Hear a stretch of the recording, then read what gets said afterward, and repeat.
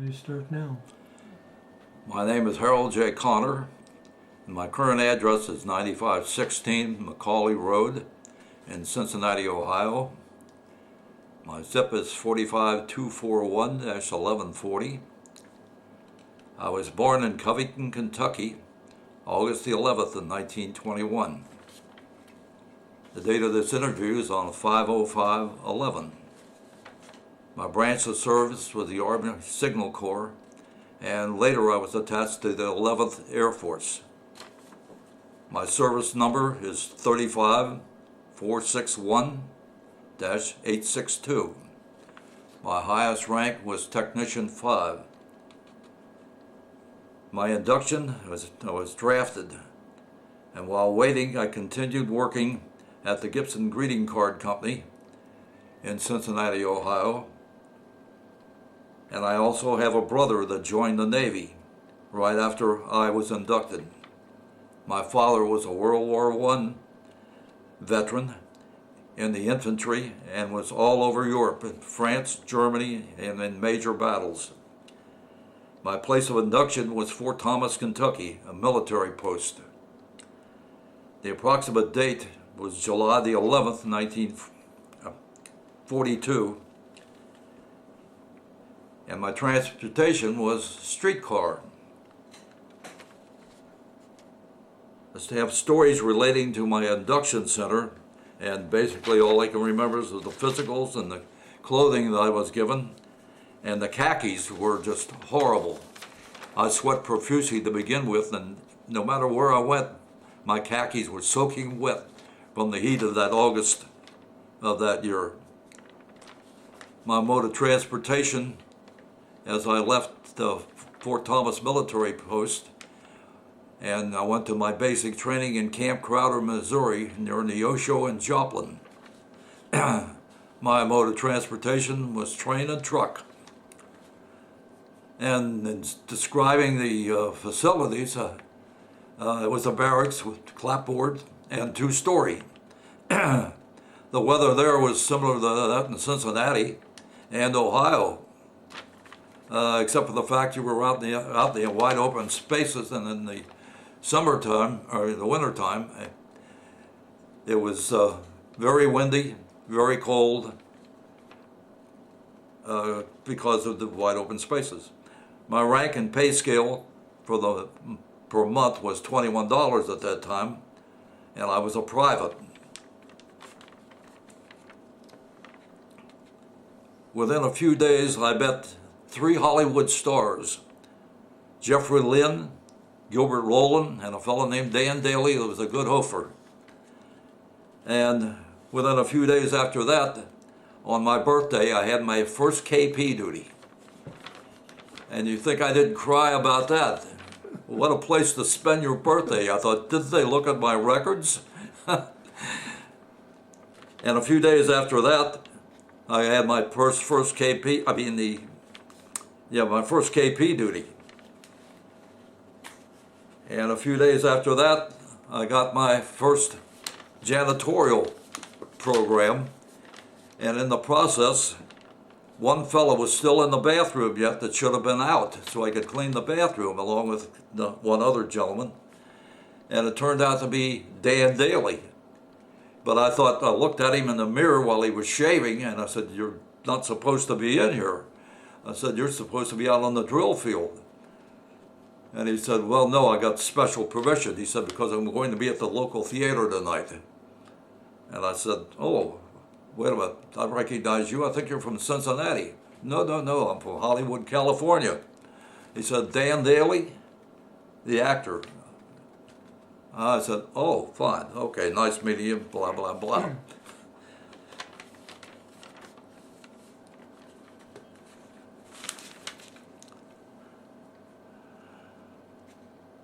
Oh, wait a minute, I got ahead of myself here. I goofed. That's okay.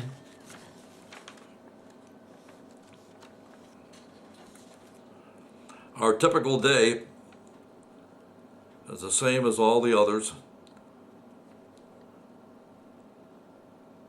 Breakfast, roll call, inspection, off to school, parade ground, retreat, supper, lights out.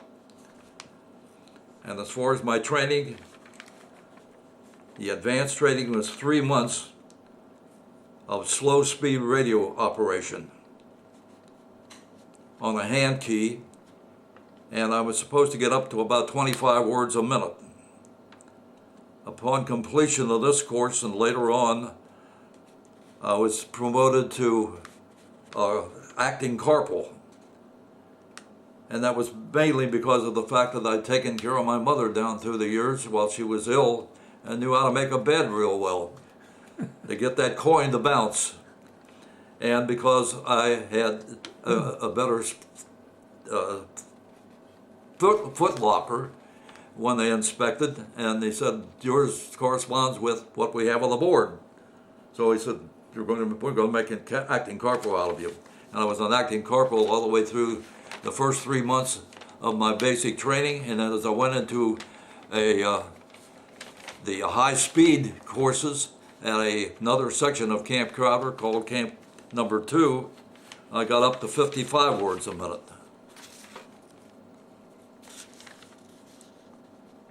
And as far as the weapons are concerned, the only thing I ever had was a Springfield rifle. And I didn't get an M1 until I got up to Seattle and later the Aleutian Islands. Those are the only guns I ever had.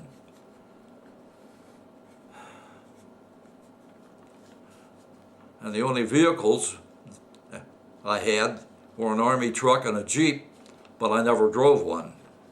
At that time, I didn't know how. The date that we left Camp Crowder, I do not have that. But we left by train and ended up in Fort Lawton in Seattle in an early morning fog that persisted until the day that I left. And that was 2 weeks after camping out at Fort Lawton down near the Puget Sound area.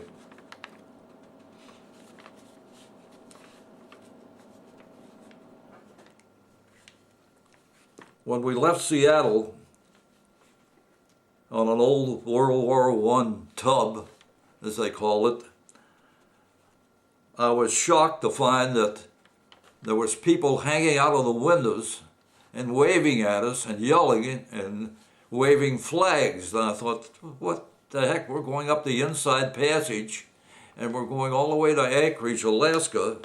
I hadn't known that at that time. And here are all these people, like you're going on a cruise, waving at us. I thought, what the heck? Suppose a Japanese submarine is up in the waters there somewhere along the line, and we'd heard about that already. And I thought, this is silly, this is ridiculous. They're liable to blow us out of the water before we ever get to the Inlet Passage.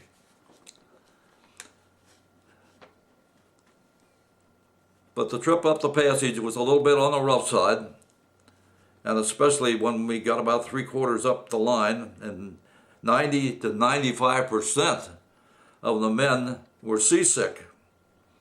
So one of the sailors told me, just eat crackers. Come down to the ship's stores, he says, and you can help me get some of the stuff out of the bottom here, and I'll give you some of the crackers, and that'll keep you in good shape. He says, everybody else will be sick for the rest of the trip up to Juneau. But the worst thing was they had me on guard duty, and I had to go out to around the outer perimeter of the ship to all the guards and check and make sure that everything was okay. Well, what scared me the most was the chained area where they threw the garbage out into the sea. And every time I went by one of those, I was white-knuckled, hanging onto the railing, or the bar, I should say, that ran around the edge of the ship. And I thought, good God, I'll never make it home. If I go out in the sea here at night, they'll never know that I went over until one of the guards finally comes back and said, what happened to the corporal of the guard? But we had very rough seas going up, as I said, and hardly anybody went to the mess hall. If you saw 2 people in the mess hall, it was a lot. So then we finally reached Juneau, Alaska, and docked, and we were told that it was 20 below zero. All we had was lighter jackets on, and they had to throw our barracks bags down onto the dock. We had to open up the barracks bags to get out our parkas. And from there, we were about to take a train ride into Anchorage. And the train ride was on an old train. It looked like it belonged back in the 1920s or somewhere around in there. And as we went up, we hit one area where there was a big, long bridge, and the poles below were all from the trees. And it looked like we were about 300 feet up in the air. And the fellows started shaking from side to side and yelling and acting up like crazy. And when we got to the other side of the trestle, we had to go up through a tunnel. Well, the train couldn't make it up the tunnel, and I had to back up 3 different times before it got into the tunnel. And you talk about some scared GIs. It's a wonder we didn't get sick right then and there. We thought we were never going to make it up into the tunnel, but we finally did that and got to Anchorage after a long trip through the entire wooded area. But it was a high trestle. And at Anchorage, we were stationed at Elmendorf Air Base, and for quite a few days. I only got down to the downtown area of Anchorage once, but wow, every other building was a bar. One of the nice things about Anchorage we discovered was the service club, and I had 3 fellows I befriended. We all liked music, and we found out in the middle of the night we could go down and hear jam sessions by some of the fellows that were in top orchestras like Jimmy Dorsey and Benny Goodman and so on and so forth. Well, it was a short stay in Anchorage, and I have no date for that either. I could find anywhere. But anyway, when we left there by boat, another old tub from World War I, so they told us, our next stop, and we never had any idea just where we were going. They never told us we were going into the Aleutian Islands, but our next stop was at Asiatic. And the stay at Asiatic was only for a few weeks. And then we were deployed to Shemya. And there was just 7 of us that were to set up a radio station on this tiny little island. And there was the second last island in the Aleutian chain. The last one was where they had the Battle of Attu.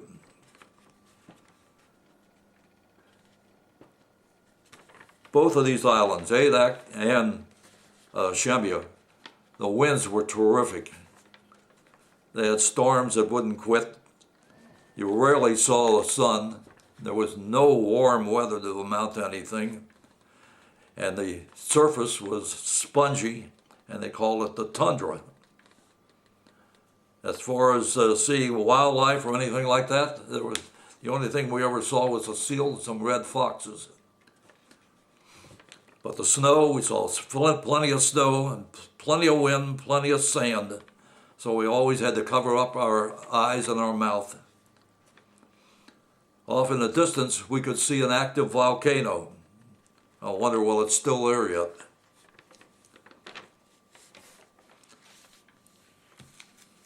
One thing I did forget, we were in the harbor of Dutch Harbor on the way down. And they read off a list of names of the fellows that were going into Dutch Harbor to set up a station there as well. And when they launched, set off for shore, one of the officers came by and he said to me, he says, "What are you doing here?" I said, "What do you mean, what am I doing here?" He said, "You were supposed to be on that launch going into Dutch Harbor." He says, "We made a mistake." "Where's the mistake at?" And he talked to a fellow that was reading out the names. He says, "Oh," he says, "Howard Conrad is the one that went in, not Harold Connor." So being on Shemya was just a mistake. And I loved it. I liked it better there than being on Dutch Harbor. Now, in between all these islands was Kiska. And we were told later on that the Japanese were on Kiska. And they were about to make a trip in there to run them out the back door, so to speak. But when they got there, they found out they'd already gone out the back door. There was nothing there. Food was on the table, half-filled cups, dishes, and so on and so forth. So what happened was that they figured out our Morse code. And that was the beginning of a lot of problems.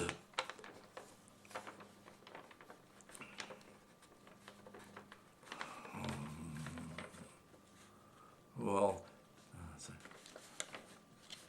now the seven of us were up on the top of a large hilly section of Shemya, and the landing strips for the planes that were eventually to come there hadn't been put down yet.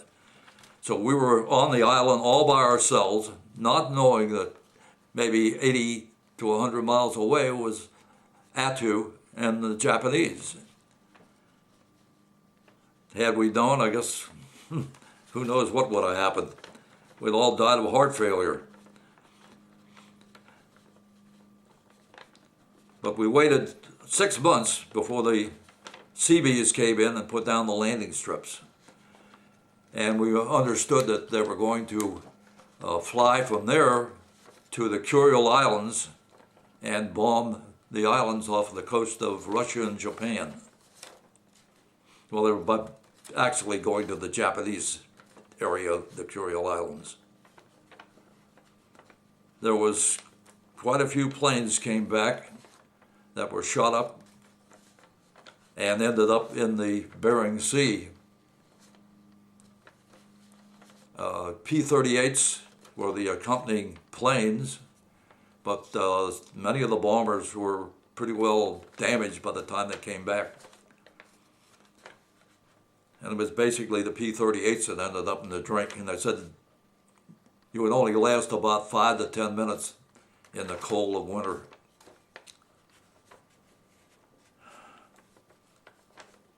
Well, during the time that I was there was all I did is operate the night shift.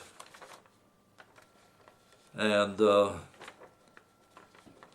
things are sort of uneventful, really. You come right down to it, until the time that I finally left there 29 months later. And I never saw any Japanese until the Battle of Attu was over. And they were sending all the wounded back over to Shemya, and that's where they'd brought in the nurses. And the first women we had seen in probably 31 months. But the day that I was supposed to come home for a 45-day leave after those 29 months on Shemya, I was living in a little hut waiting for the weather to change. And during that period, I was given a M1 rifle and a sidearm, and another fellow and myself, who were the only two that were leaving, had to get on the back of a garbage truck where the two Japanese were to throw the garbage into the sea at one end of the island. So those are the only two Japanese I saw. But we did have a visit from a Hollywood star named Olivia de Havilland. She was in a great movie, Gone with the Wind. And she spent several days there just talking to the wounded fellows from Mattu. And a lot of these fellows had suffered from frostbite because of a mistake when they made the boots that they were wearing into shore, and they leaked. So many of the fellows that were coming back were frostbitten, had frostbitten feet. When I left, let's see, darn it. You're on. During the time I was there, I did have a lot of good magazines that I had sent to me, and I was so glad for that. We had a lot of time to play cards, we had a lot of time to read, so we got the Saturday Evening Post and the Reader's Digest. I got something called the Wild West Weekly and the Great Westerns, and I loved Westerns, and Doc Savage. And as far as the USO is concerned, we did have one particular show on the island with Errol Flynn and Martha O'Driscoll. And we also had Bob Hope. But in the process of going to the Bob Hope performance, there was four of us in the Jeep, and the fellow that was driving ran the Jeep off of the edge of the road at a point where there was about a 200-foot drop. So we never made the Bob Hope show. We turned around and walked back down the road, then came up and got the Jeep later on and kept it from going over the edge. That saved our lives for sure. Well, the fellow that was driving just yelled, "Quick, jump out to the left, quick. The Jeep's going over the edge." So we jumped out and rolled onto the road and so on and so forth and made it, thank God. Now, as far as the Red Cross is concerned, the only time I had the Red Cross give anything to me was in Abilene, Kansas.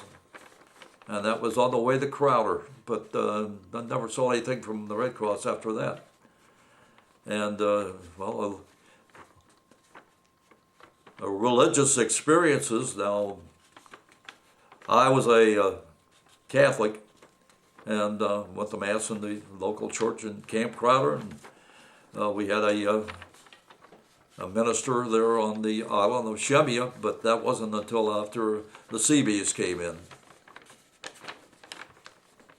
And as far as a historical date is concerned, I'd say I had a real good one when the Battle of Attu started on May the 11th in 1943.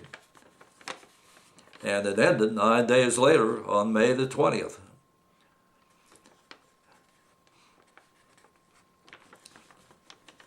Excuse me. So my first Excuse me, did you participate in the Battle of Attu? No, I didn't. Okay. No, I was on the island. I just operated the radio as usual. Nope.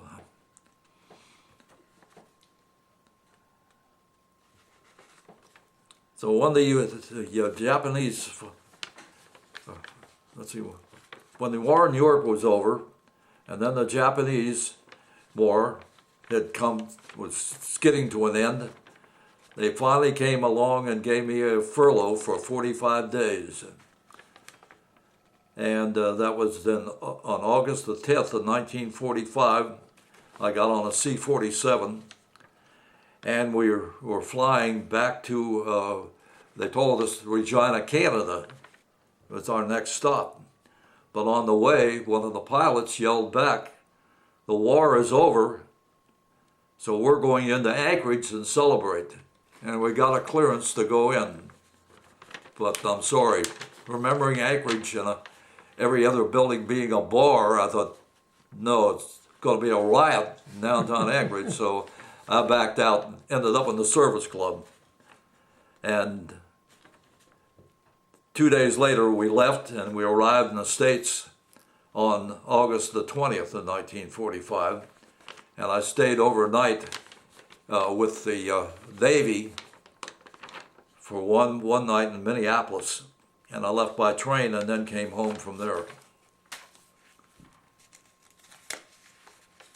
And the train took me to Camp Atterbury in Indiana, and then off to Cincinnati. But I realized then that 45 days, I was probably going to be mustered out.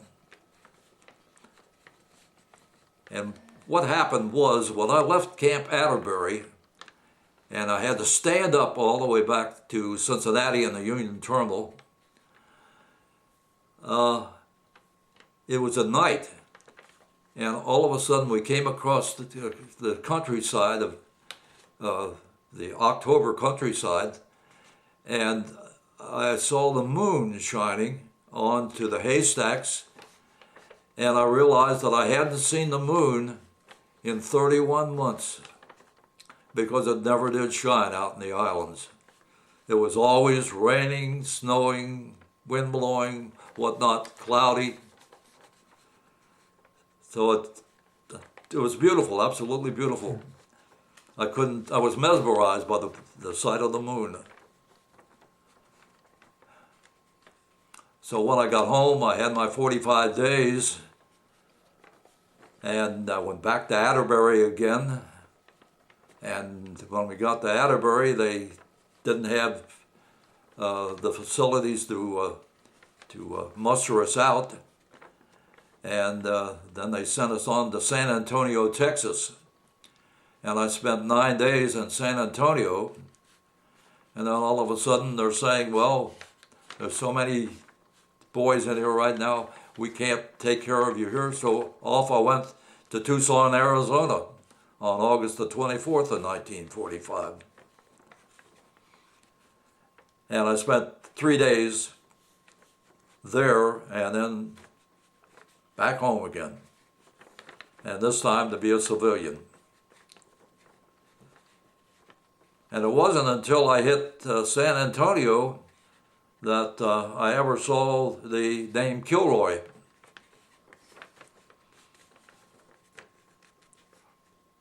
And I saw it quite a few times after that.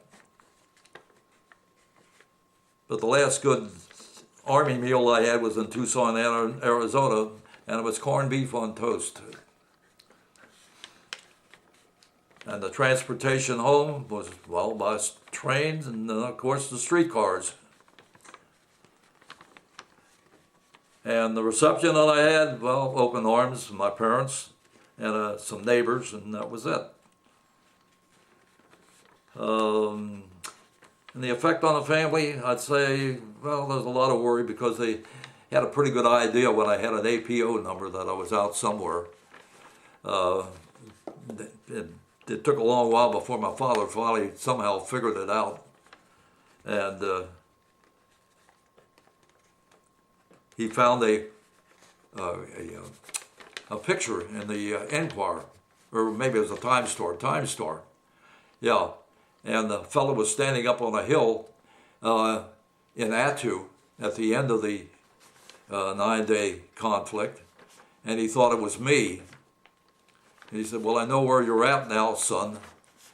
You're in the Battle of Attu. So that got him a little bit worried. But other than that's the only worry they really had, I guess, during the time I was in service.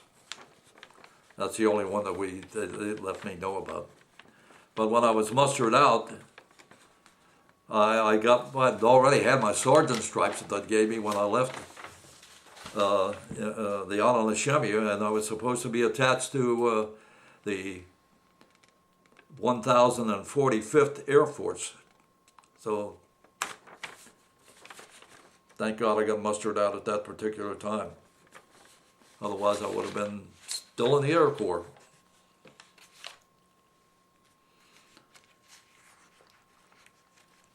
And I can't add very much to that anymore, I guess. I think I said enough as it is.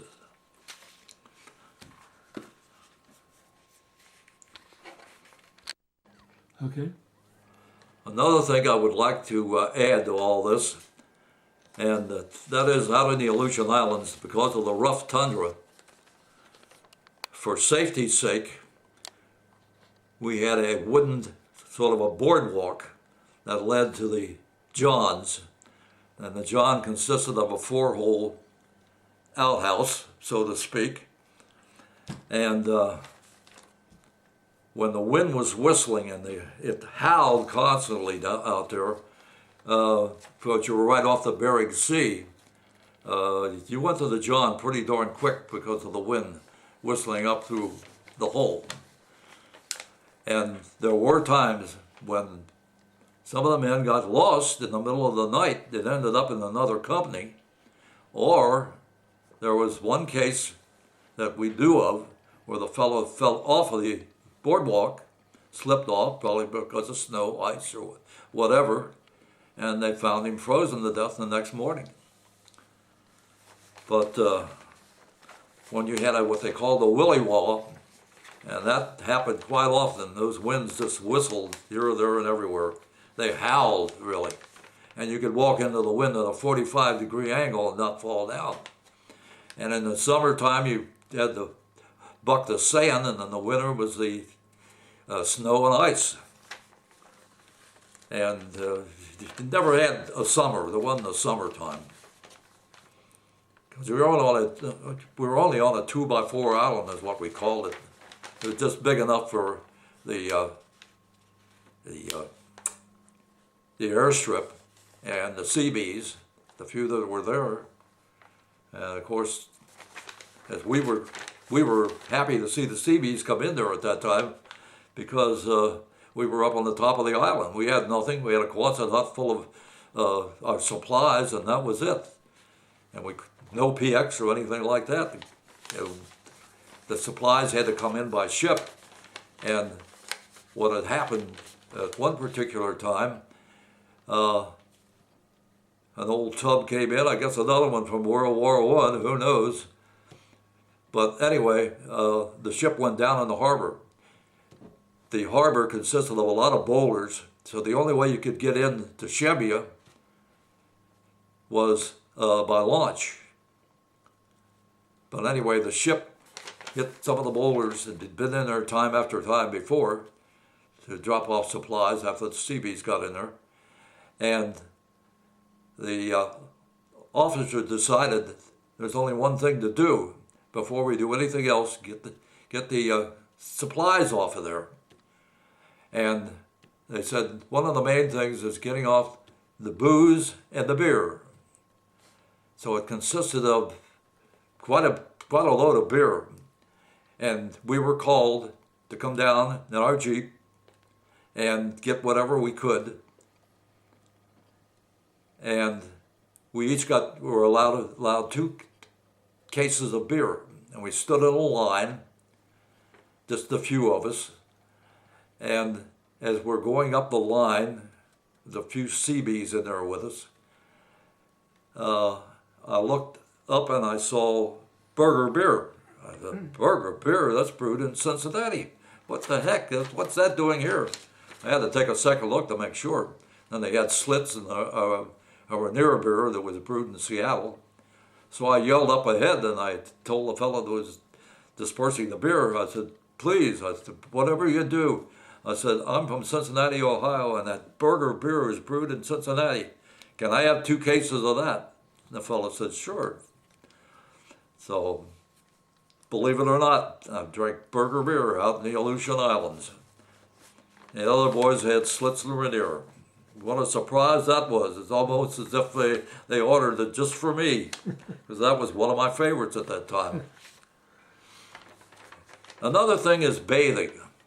We had a back porch on the back of our Quonset hut. It was built in such a way that we could take our baths there. Of course, you didn't get dirty. It wasn't dirty out there to begin with. But there were times when you sweat and whatnot, you needed a bath. So we had a galvanized tub. So in the wintertime, to get our water, we had to go to a foxhole, dig out the snow, bring it in, set it on a stove, and then melt it down. Now, how many buckets of water do you think it takes to fill that galvanized tub so you can take a nice bath and fill it 3/4 high, we'll say? Quite a few. You got some good exercise, and you're lucky you didn't have frostbite in the meantime. And as far as wash day was concerned, we did our own washing. There wasn't anybody to do our washing for us. So we each had a square milk can. It had powdered milk in it. And we took the stick off of the edge of the cot that we're sleeping on, and we already had our soap powders, and we would mix the soap powders up in more boiling water on that stove out there, and that was the way we did our wash. I don't remember what it was, but I think it was Rinso, if I remember right. That was mine anyway.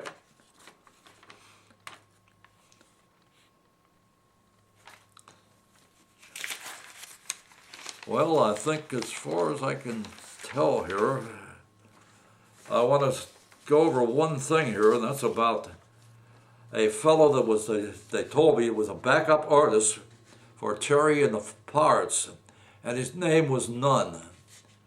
And he did a lot of drawings, and we had some fellows come in from the photographic department and live in the barracks right next to us at one time. And they made copies of all these, and they were all just concerning the Aleutian Islands and different things that they would dream up about the life out there and how rough it was and whatnot. But anyway, he was a backup artist for Terry the Pirates. And they blew these things up about 3 times or 4 times their size and put them in our mess halls. And in the process, he also gave me a few lessons in drawing because he was in our barracks for a while.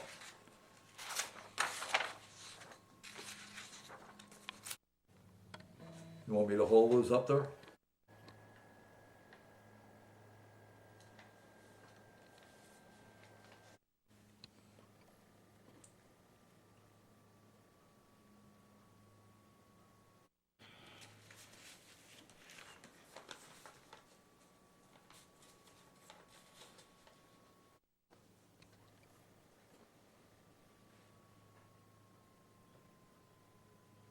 Days they never went out to restaurants. Strictly a cafeteria, that was it.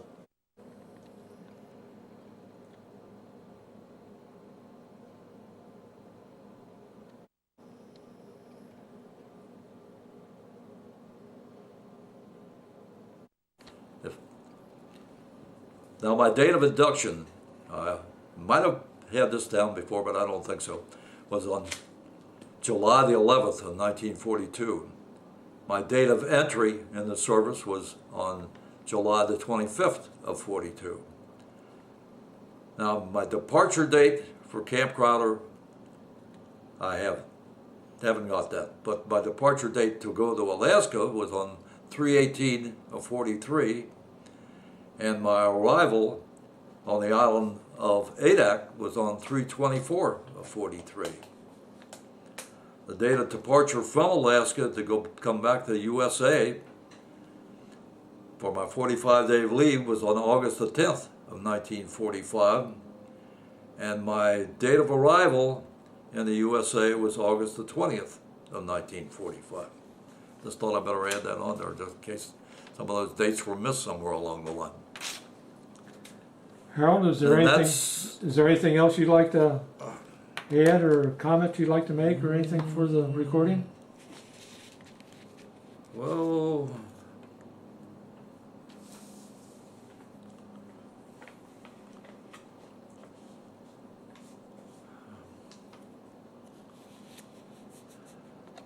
okay.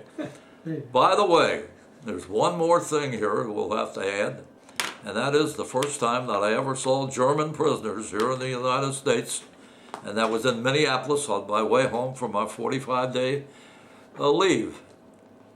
And we stayed overnight at a Navy facility And when we went to the mess hall to eat that day, I said to one of the Navy men that was nearby, "Who are these fellows that are up here in prisoner uniforms?" And they said, "Well, they're all German prisoners." And I said, "What?" I said, "Are they also the cooks?" And he says, "Yes." I said, "I think I'll go somewhere else and eat." He said, "You don't have to worry." He said, "These boys are all happy as a lark." He said, "They're glad to be alive." And he said, "All probability, one of these days, maybe all of them will be U.S. citizens." He said, "They're just happy to be alive." He said, "And don't worry, the food's good, and they won't poison you." I said, "Well, thanks for that."